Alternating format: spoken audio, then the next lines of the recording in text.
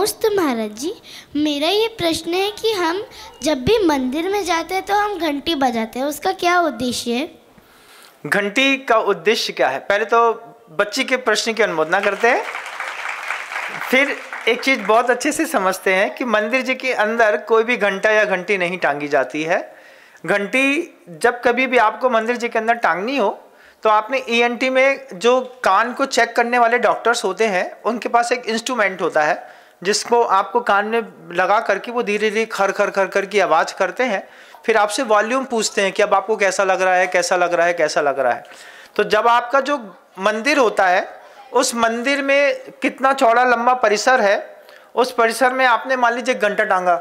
अब घंटा टांगने के बाद सबसे पहले कि ईएनटी के डॉक्टर से, जो कान का डॉक्टर होता है, उसके वो इंस्ट्रूमेंट से उस घंटे की आवाज़ को पहले इंस्ट्रूमेंट में चेक कर लीजिए कि ये आवाज़ इस मंदिर के परिसर पर प्रॉपर वाइज दे रही है फ्रीक्वेंसी में कि नहीं दे रही है। और अगर वो आइडियल कंडीशन में वो आवाज़ आ रही है, फिर उसी प्रकृति का घंटा टांगिए। मान लीजिए हो सकता है छोटे से मंदिर में बड़ा घंटा टांगा तो आवाज़ का वॉल्यूम बहुत तेज हो गया, बड़े मंदिर में छोटी घंटी टांगी तो वॉल्यूम बहुत कम हो गया। तो प्रॉपर वॉल्यूम सेट करने के लिए आपको सबसे पहले कान के डॉक्टर के उस इंस्ट्रूमेंट से अपने मंदिर की घंटी को एक बार चेक कर लेना चाहिए। उसके बाद जब आपने बिल्कुल परफेक्ट वाली घंटी टांगी तो वो घंटी जहाँ तक जाएगी वहाँ तक मंदिर के अंदर उच्चारण होने वाले बीजाक्षर इत्यादि का प्रभाव वहाँ तक फैलाएगी।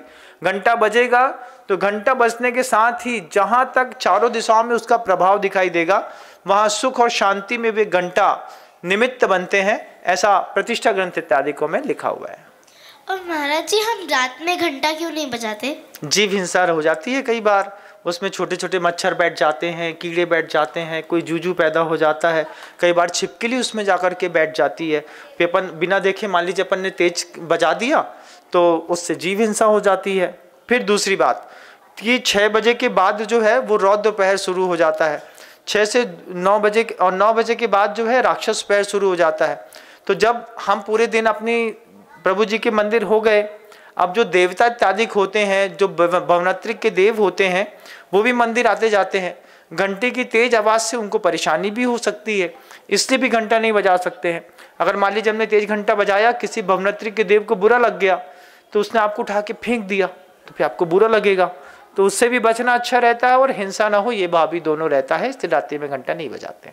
तो इसीलिए क्या घंटे पे कपड़ा लगाते हैं? हाँ, इसलिए घंटे में कपड़े लगा देते हैं।